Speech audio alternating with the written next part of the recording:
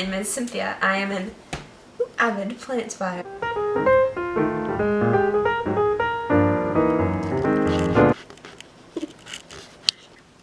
My advice to you is to not be tricked by the big corporations.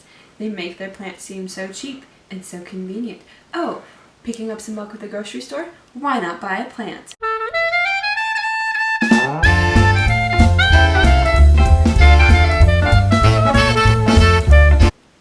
But is it the right choice?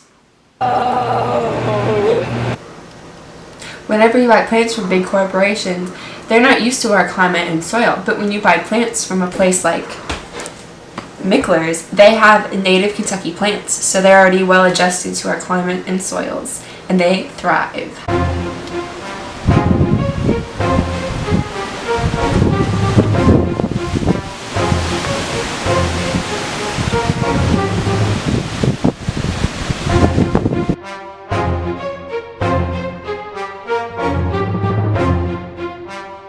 Shop local.